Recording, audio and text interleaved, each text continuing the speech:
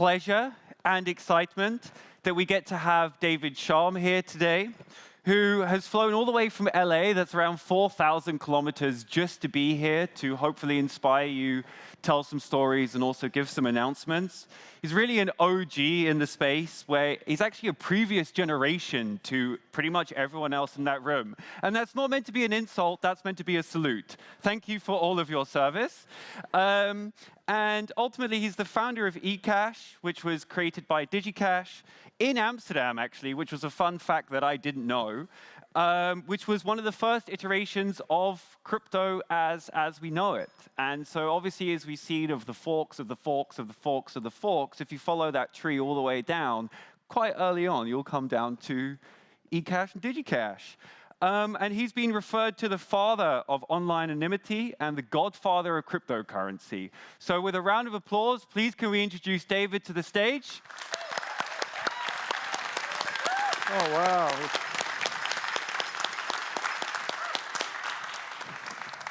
You can grab, oh, you're already mic'd. This is so awesome to see all of you here and to be here with all of you. I was asked to share a little bit about the history and then some about the present and the future.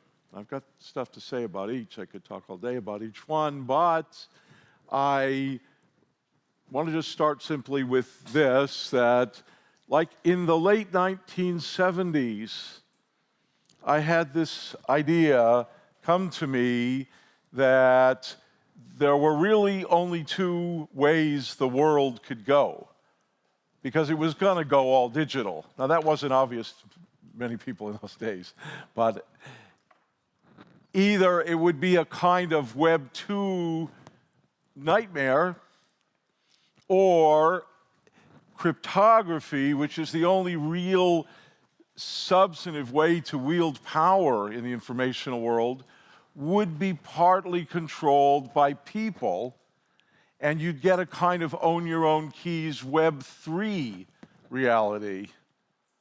And that could lead to the preservation of democracy and the kinds of liberal values that I hold dear. So I decided that I should spend the rest of my professional career trying to gently push things in that direction, the Web 3 direction.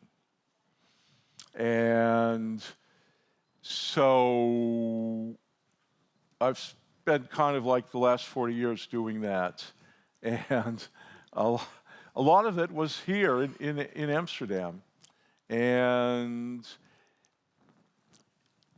just a couple weeks ago, I had a second epiphany that and the other one I wanted to mention, and that's a phase change, I think, is occurring that will completely alter the way people who care about these issues should most responsibly act, and it will allow us to also benefit dramatically. So it should be a blast. So okay, let me just kind of try to share real quick some of the historical stuff, because I'm really surprised not many people, no one I've even met here today knows any of this stuff. So back I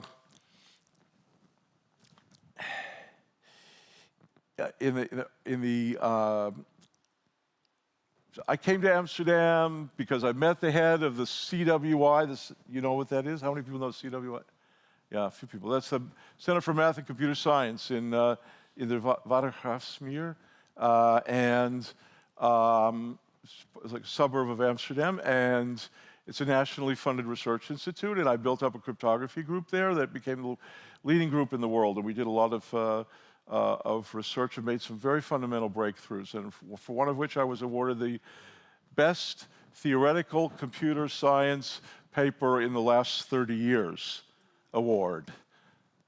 And That's the first time they gave the award. I don't think they've given it again. And this is by all the editors of the theoretical computer science conferences, and it's a whole big deal. So that was work we did in my group, and my group included undergraduates all the way to visiting professors, who were on their sabbaticals. We put them in like house boats on the Grachten, and it was a whole ongoing thing, and we got a lot of EU funding and put together a lot of EU projects to try to push this privacy technology forward. And part of that, I spun off the eCash, the DigiCash company, to build eCash. And initially, we were housed in a linear accelerator building just on our campus there. And then they decided to build a science park, which is very early days for that kind of thing. And so we got like the whole top floor, beautiful. We could see look out at the eye, basically at sea level, and it was really nice. And that's where we created the DigiCash company and launched eCash. And eCash was electronic money. We had our own cyberbucks, right? Which was I just said there's only going to be 1 million of these, and if you put up a shop online and accept it as payment, we'll give you 100 cyberbucks. And there's a whole bunch of shops up there.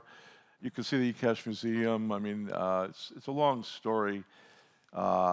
Deutsche Bank issued eCash in Deutschmarks, which was the largest bank in Europe, and then a bunch of other banks around the world. So it was available in a lot of major currencies. And, I was the first speaker at the central banker's secret annual meeting, which only became public a few months ago, who wasn't a central banker. It was in Rome, and they ushered us across several major avenues into the Vatican Museum in the Vatican. I was standing in the Sistine Chapel with only 2 other people, and they were central bankers.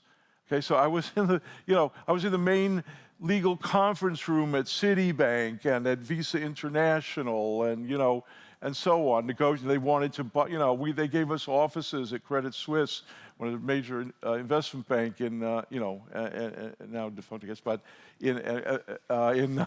well, things changed. But, they had really nice offices and everything, and on and on and on. Okay. So it was a big deal. There was the World Wide Web Conference in CERN in Geneva, the first one. There were 2 keynotes, Tim Berners-Lee and me. Mine was first. And I used it to make an eCash payment to Amsterdam, which was the first international eCash payment. And it was a big deal in those days. We had an actual live video projector. And so I could, share my screen with the audience. And they could see me make this payment, and then I wrote a 3-paragraph press release, and in the next 48 hours, it was in the New York Times, the Wall Street Journal, Le Monde, et cetera, et cetera, et cetera. And so, I'd try to take an elevator somewhere, and, people would accost me and say, so it was all on news and everything. It was a big deal because I proposed the idea that a number could be worth money. That was, to me, the essence of eCash. But don't forget, eCash protects privacy. I don't want to get involved in the currency wars, and I'll come to that in a minute, but better than anything I think that's out there today, because it had unconditional protection of your money numbers that you chose at random, so no one could stop you from having your money, and no one could see where you spent it, and that was that. And did the government try to stop me from having privacy and money? No. There was the Financial Crimes Enforcement Network did exist in Washington, D.C., and the head of it came to visit me. And he was like a fan. And there were guys, I hosted the head of Visa International at my office, and I'd take him out to dinner at my favorite restaurant in Amsterdam. The powers that be, even the National Security Agency, they don't say much, right? But like a guy named Brian Snow, I guess it's public, was head of our division, research, and he said, he said, all my guys really love what you're doing, but of course it doesn't affect us because we're involved in this other thing, and so don't worry. So that's the way it was. I mean, the letters KYC, I don't know, maybe it sounded like fried chicken or something. We did not hear that in those days. I don't know what, all this, the world was very different. Everyone thought they were going to be relatively better off than their folks, and they would buy a house, and, you could take a gas station public in those days. That's when I was growing up.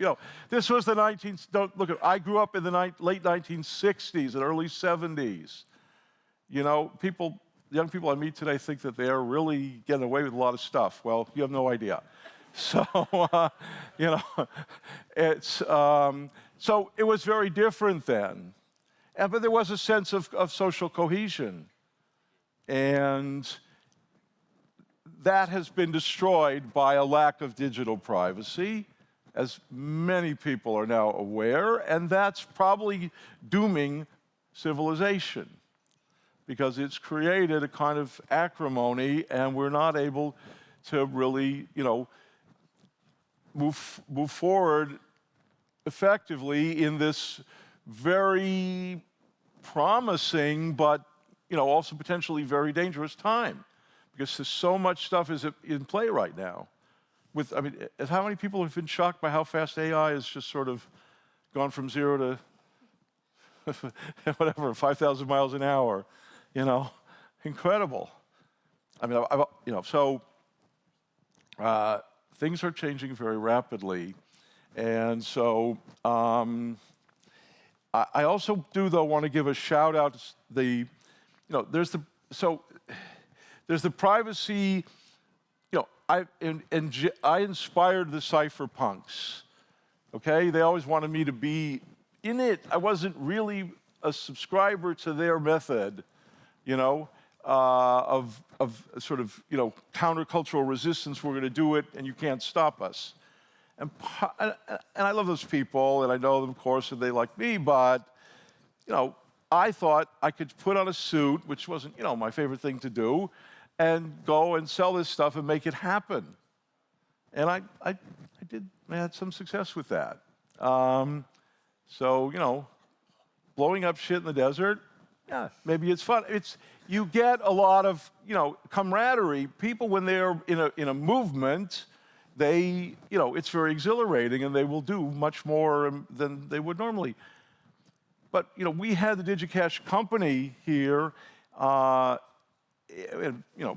beautiful posh office space, all custom-made furniture, wool carpeting, big windows looking out at the water and everything. And it was a group of very, very committed people. We thought we saw the future, and we could see how we were building it and how important what we were doing was. And it was, we were, like the Beach Boys said, we were, what is it? Making good bread and keeping a cool head. It's great to be able to do well by doing good. Does that make sense? If you look at charities and volunteer organizations and so on, what you find is they're often manipulated by donors who want to move them in certain directions. If you really study the UN and all their little organizations, the funding they get is not unconditional. Look into it. Every country that funds them says, well, we'll give you money, but not for this, or not for that, or for this year, but we really don't like what you're doing, maybe not next year. So, all the major philanthropies, it's more a way just to get the public to pay for stuff that rich people want to do. It's like astroturfing is not a new idea, okay? So,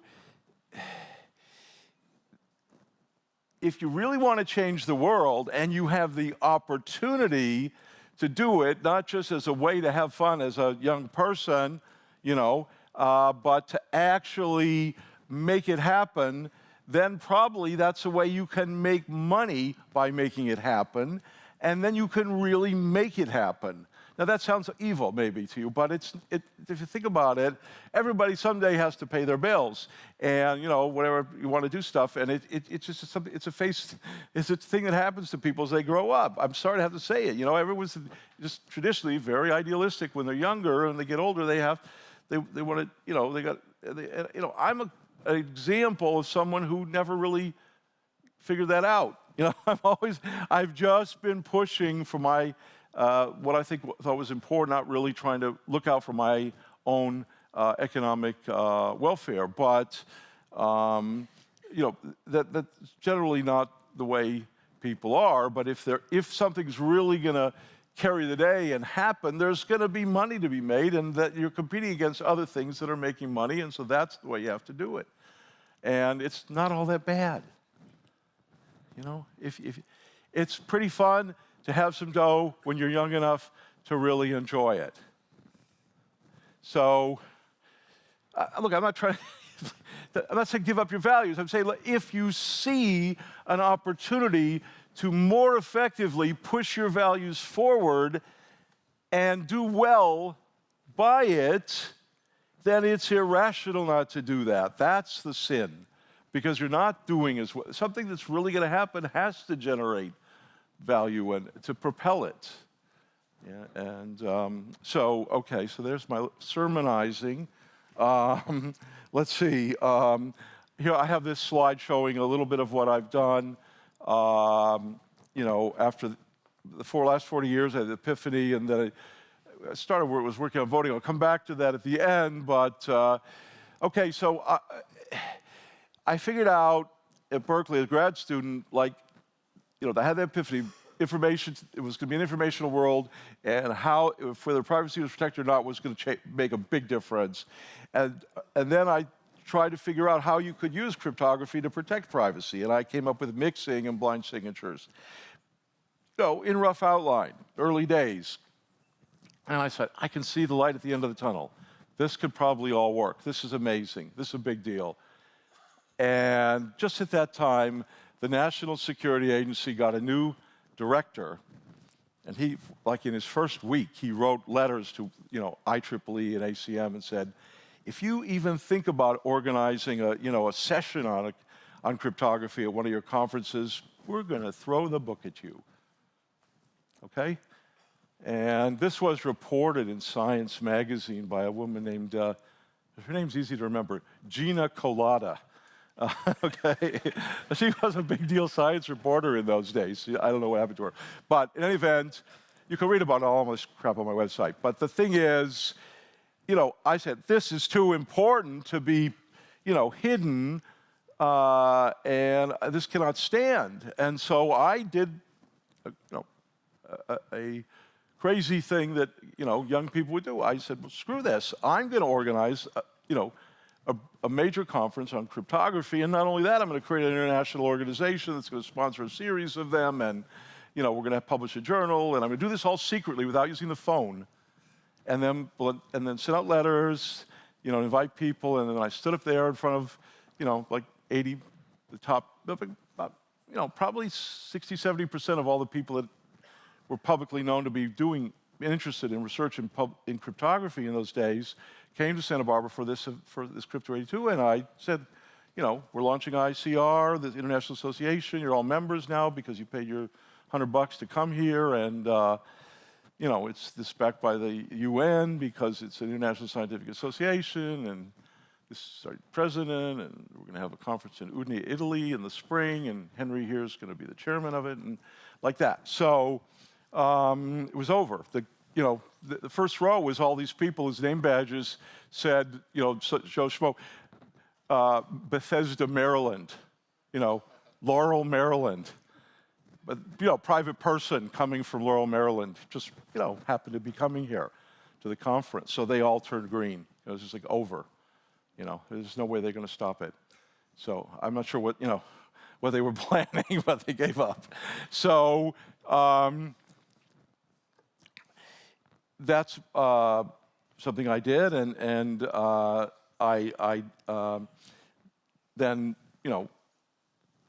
took advantage of the time to work the ideas out a little further, and I was invited to write them up in Scientific American magazine, which was, it comes out translated in 10 languages in those days. They were like 3,500 word articles. It was a pretty big deal. And also CACM invited the longer version of the paper. It appeared on their cover, and a lot of people volunteered to translate it into a lot of languages, and it was a kind of, very well received. I had this whole laid out way to allow people to keep their own information private and yet protect the interests of society. So instead of databases that are all linked to your identity, right, where those companies could share information about you based on your identity, only you knew the main pseudonym, and you gave different pseudonyms to each of them, and so they would sign things, and then you could make a zero-knowledge proof about facts related to your, called them credentials, make it to the other ones, and they could all see that it was in the same set, so that it corresponded to the same person, and we tie that to the is-a-person credential. It's all in the Scientific American article. You can read it. So, it's not a mystery how to do all this stuff. And that's an interesting point. Around that time, there was a guy named Phil Zimmerman. Sure, Phil Zimmerman? Okay, yeah, Phil. I knew him, quite well. PGP, pretty good privacy. I called Phil up one day, quite a while ago. I used to run into him and say, "Hey, Phil, just tell me, what's your PGP? Do you use PGP?" He said, "No, it's too hard to use. I don't actually use it." Okay. Now, so what I'm trying to say with these two examples is that we did not have to build out a Web 2 social media. We already knew how to solve all this stuff, up one side and down the other very fully. However, the user experience, the UX, you may regard as important but somewhat, separate part of the hacking world, right, is the bottleneck. Because humans had to operate it, and keeping track of all these pseudonyms and doing all this stuff, no matter how hard you try, if you really wanted to do all the fancy stuff, take control over your own informational life, you'd have to keep track of who knew what and what you need to prove to so-and-so, and therefore the UX can't really solve that for you. But okay, so here's the punchline. Maybe you want to come up here and talk. So here's the punchline. It is that this is the phase change. AI can do that stuff for you. Your AI, your pet AI, your personal AI now means that we can use all these fancy tools, but not just us. Everybody could use them. Your parents could use them, or whatever. Your kid brother could use them. It should be trivial to use, and yet they get to really take advantage of all the power and solve this problem. You can't solve privacy really halfway. You kind of got to, jump in with all fours and solve it. And if you really want to do it, it's not a trivial matter. But with AI, it could be fine. It'll be just as good, just as easy as a Web 2 version. That's a totally different world. Okay, but it's a part of the different world. I'll show you in a minute what I think also makes a big difference. And then I mentioned already eCash, right? And more recently, I founded. So you see how blind signatures eCash is in green, and in purple we have mixing. Those are the two main ingredients for all this stuff. And I thought of them originally. And okay, the truth is, people have come up to me and said, David, I was very disappointed when I saw your work because, I already thought of this a couple years ago. I thought of mixing, or I thought of blind signatures. I mean, I can tell you who those people are and what exactly they said, but they didn't really, it was part of it. They only got part of that one part. Okay, but it is true. I mean, you could say the ideas were in the air. could say, oh, it was easy for you, but David, in those days to figure. No, but I had the epiphany of how important this stuff would be. I figured out how to do it all, and I put it out there in a way that no one could say it wasn't fully explained and a done deal, right? It's in Scientific American and CACM, and and then I went and built it right here, in Amsterdam. By the way, I want to shout out to it was I didn't type a line of code. This was done. Okay, here's a funny little story, and I'm going to get into the what the opportunity is right in the future, but just maybe a little more local color. So, I was a professor, or I was a head of the cryptography group here at the CWI, and I got this invitation from the Eindhoven University, south of the big rivers, where Philips is in the Netherlands, to come down and give a general purpose talk to the students. If they have like every month one of these kind of things, and for entertainment. So I said, okay, sure.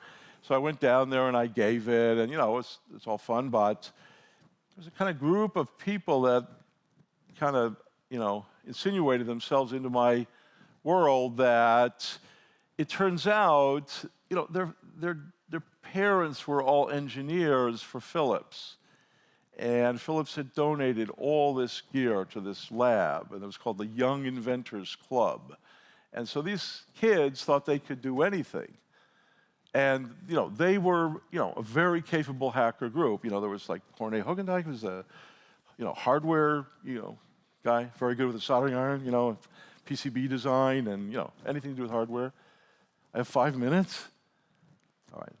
See, I told you I could talk all day. All right. Anyways, I told them, the Reichsvaterstaat, which is the infrastructure people, came to me and they said, David, you're the head of the group here. We need you to figure out a way for people can pay for road pricing with these transmitter things. And if there's no privacy in it, they're not going to use it, and they'll make the government look stupid, and people will stop following laws in the Netherlands. And I was like, oh my God, that is serious. And so that's what they really literally said. They were really worried. So I said, okay, I'll make eCash for your things, and we made it so I gave the team from Eindhoven a free trip to their dream, Abcot. They wanted to go to Abcot. 2 weeks, condos, take their girlfriends, they could rent cars, go to Abcot. If they could make an eCash payment in 1 meter of road travel at 100 kilometers an hour with a smart card chip in 10 days. And that's what we had to do, because the Reichsvaterstaat was going to give the contract to this consulting company who, was a hopeless group. But of course, they already had the contract to see if what we were saying was true or not. So we had to prove to these guys who wanted to prove that we couldn't do it, that we could do that in 10 days. So this team did it. We created a hacking space out of a couple houses in their living room. It was a 24-hour, with the Cat5 cables running everywhere, and so, okay, I should shut up. So the second epiphany was this phase change, right, where we can use AI, and now privacy technology can win in a fair fight without playing the privacy card. Okay, but we can do it in a way that's consistent with the ethos that I've had for the last 40 years, that I'm sure I don't have to explain to you. And let me just show you real quick, if you'll let me go through these things that there's 3 major areas of information infrastructure that you have to address when you want to address privacy, or that just exist. As you know, it's the same in the Scientific American article, it's the same thing today. So we have a way to make it so that you can pay for mobile phone access, and it'll be cheaper and better. In other words, you pay as you go with a new kind of eCash that prevents fraud and DDoS, which the current chip cards with the secret key in them that's always issuing your identity, SIM cards, little evil SIM cards, don't solve. The SIM card solution not only spies on everyone, even the CIA. Read about it, it's fascinating. But it also would allow DDoS for the whole telecommunications infrastructure because it's a very primitive system. But I know the guys who developed it. I mean, in any event, so we can make something way better, which is pay-as-you-go eCash, because of a new kind of eCash that I developed recently. It's called Privagy, and it's not much public right now, but I'm happy to talk to you about it. And so because it's cheaper and better, people will want to use it. So it's, I know many people feel that payments is important, and please have a look at my website, Chaum.com. Can you remember that? Yeah, Chaum.com, okay? Go there, then you see Better Than Money as one of the projects, and this is the answer to tokenizing everything and the currency wars. You know, I run into a lot of people at events like this that say, well, I'm a Bitcoin maximalist, or I'm into this, or I'm into that, you know, and you're all wrong, this is the currency. And then I go to meetings of central bankers, and they say, those guys are, you know, all that stuff, you know, never gonna, you know, it's national currencies, and we gotta stop them. And, you know, I call this the currency wars, okay? And then there's the gaming people who innocently have all these different kinds of tokens. They wanna be able to, so I created this thing called interfungibility, where you can have a portfolio of whatever assets you would like, whether those are equities, cryptocurrencies, fiat currencies, standard commodities, and you can transfer value directly from that to someone else's portfolio, no matter what they have, and you don't find out what they have, and they don't find out what you have. And this is an inexpensive transfer, and so instead of the poor paying 4 to 6% to move money globally, you can do it in this way, so you don't have to hold cash. Like, rich people don't want to hold cash. Companies don't want to hold cash, right? Because it's inflationary. They're not making any money on it. They want to keep all their value invested in things that appreciate. Now, some guys making $100 a month farming in sub-Saharan Africa can also stay out of cash and get into, you know, Bitcoin or whatever, Apple stock. I wouldn't buy Apple stock right now, but whatever. And you know, and so there's 3.5 billion people on the planet who have smartphones and bank accounts, but they don't have consumer credit. And this is something that they would very much appreciate, and we can offer that to them with the Better Than Money system. So it's really interesting. And yeah, so it's compelling to the users because they can make more money. You know, I don't know how to make it, much more compelling it could be, right? They can accumulate wealth instead of being poor. So I think they'll want to use it. All right, you know, and so there's new kinds of eCash and mixing involved in it. And finally, identity. Everyone realizes how fundamentally important identity is. Uh-oh. I may have to change my identity. I'm going to kick off this stage. But here's a really interesting piece of news. It's public, but not how it works. It's not public yet. How many people have heard of WorldCoin? How many people were pissed off when they read about WorldCoin? Okay, I was too.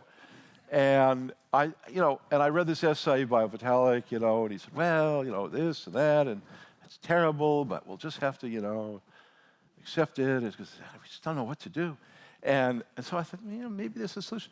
So I worked on it. I found a new kind of mixing that, you know, solves it. Up one side and down the other, shoots the problem dead. It's a 40-year-old open problem created by initially the FBI. You know, you have scans of fingerprints, or they could be irises. You want to encrypt them with industrial strength cryptography initially at the instant of capture and keep them encrypted forever, never be able to decrypt them. And yet, you want to match them against the database to see if they're already in there or not. This is what the Holy Grail, right? This is what you'd like to be able to do without them ever being decrypted.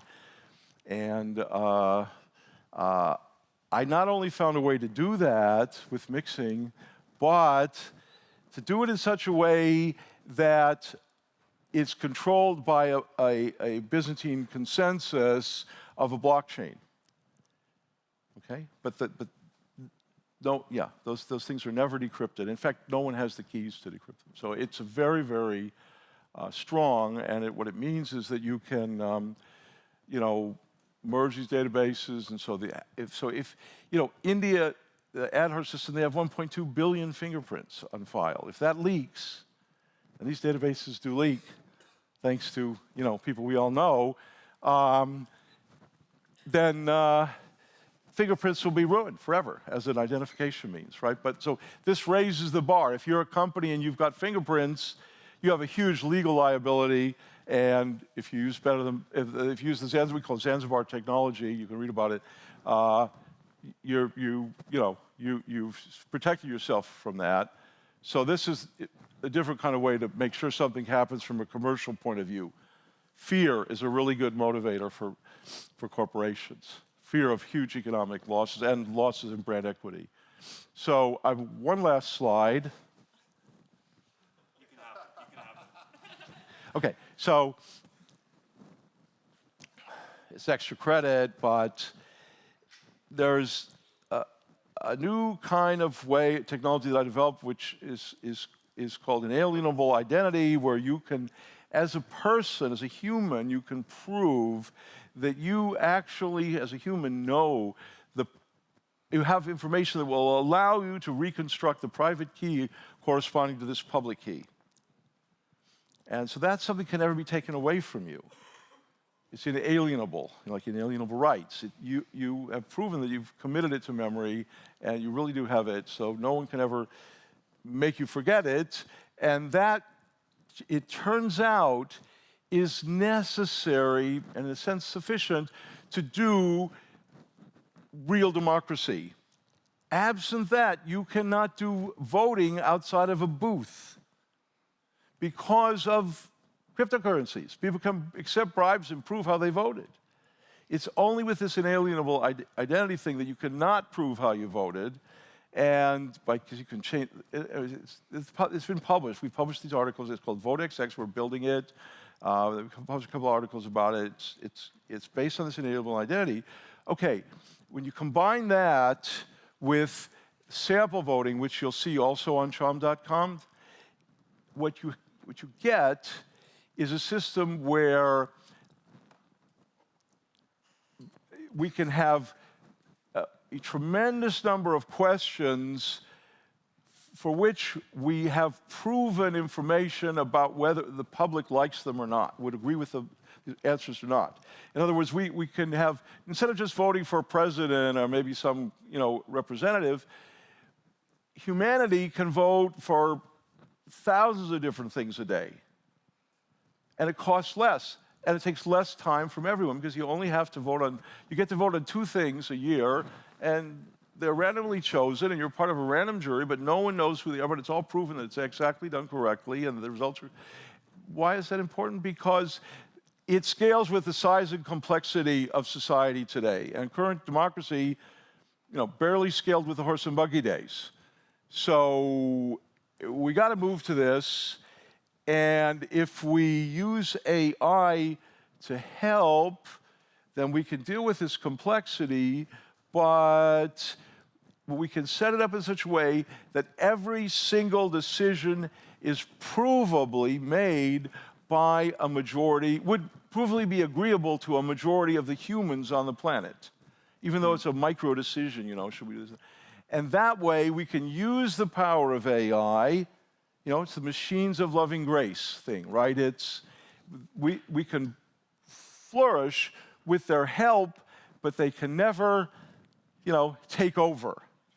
But we're empowered to control everything by sample voting, which is, you know, we have sampling for airplanes. We use it for all kinds of public safety things. I mean, it's a known technology. We just don't use it in voting. We can use it in voting, and so we can solve these problems. So this is, you know, this is where all these privacy technologies can take us. We can make it so the AIs can't really learn too much about us because we're really fully deploying the privacy technology with their help, and then we can make sure they don't do anything we don't like. Thank you. Thank you very much, David. Thank you. Sorry if I went over. No worries. Thank you very much, David, and thanks everyone for coming to that. I think one of the big things is David obviously has his story, and part of you being here at ETHDam is also part of your story. So now is lunchtime. Please go eat, because you can't do anything if you're not fed. And the next talks are going to start at 2 p.m. if any of them are interesting to you. Thanks a lot, and see you soon. Smakelijk eten.